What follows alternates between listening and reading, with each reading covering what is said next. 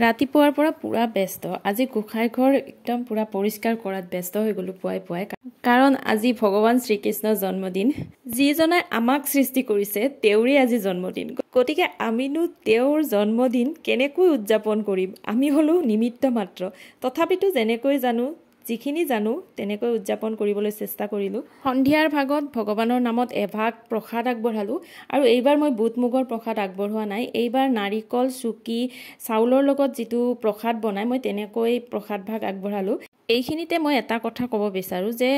বহুতে কোৱা শুনো যে কৃষ্ণ জন্ম উৎসৱত নাৰিকল দিব নালাগে কিন্তু মই ইয়াৰ কোনো যুক্তিযুক্ততা দেখা নাপাওঁ আমি যেতিয়া সৰু আছিলো একদম সৰু কালৰ পৰা যিমান প্ৰসাদ খাইছো সকলোতে নাৰিকল থকা প্ৰসাদে আমি খাইছো যিমানেই কৃষ্ণ জন্ম উৎসৱ বা লক্ষ্মী পূজা সকলোতে নাৰিকল দিয়েই নামঘৰতো আমি দেখা পাইছো গতিকে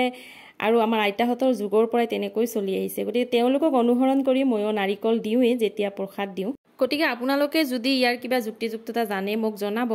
মোৰ আইতা যেতিয়া জীৱিত অৱস্থাত আছিল তেখেতে যেতিয়া কৃষ্ণ জন্ম উৎসৱ উপলক্ষে প্ৰসাদ আগবঢ়াইছিল তেতিয়া দুখনকৈ প্ৰসাদ আগবঢ়াইছিল এখন প্ৰসাদ হল সন্ধিয়াৰ ভাগত আমাৰ ঘৰৰ আটাইবোৰ মানুহে মিলিজুলি খাবৰ বাবে আৰু এখন থৈ দিয়ে ৰাতিটোৰ কাৰণে কাৰণ কৃষ্ণ যিহেতুকে ৰাতি 12টা বজাতহে জন্মিব গতিকে তেখেতে জন্ম হোৱাৰ পিছত সেই প্ৰসাদ ভাগ ভাঙি আমি সকলোৱে মিলিজুলি খাম আৰু সেইবাবে ৰাতিপুৱা সেই প্ৰসাদ ভাগ ভাঙে আৰু সকলোৱে মিলিজুলি খাওঁ তেনেকুৱা ধৰণৰ নিয়ম আছিল যি নহওক আজি মই যেনেকৈ জানো তেনেকৈ কৃষ্ণৰ জন্মদিন পালন কৰিলো কৃষ্ণ যিহেতুকে ভগৱান আমি তেখেতৰে সন্তান গতিকে যদি প্ৰসাদ দিওঁতে কিবা ভুলো হৈছে তেখেতে আমাক ক্ষমা কৰি দিব বুলি মই জানো আৰু সন্ধিয়াৰ ভাগত কাণ মুচুৰি পিঠাৰে চাহ কাপ খালো গতিকে আজিৰ কাৰণে ভিডিঅ'টো ইমানেই ভিডিঅ'টো চাই কেনে পালে জনাবলৈ নাপাহৰিব যদি ভাল লাগিল লাইক এটা কৰি দিব আজিলৈ আহিলো বাই বাই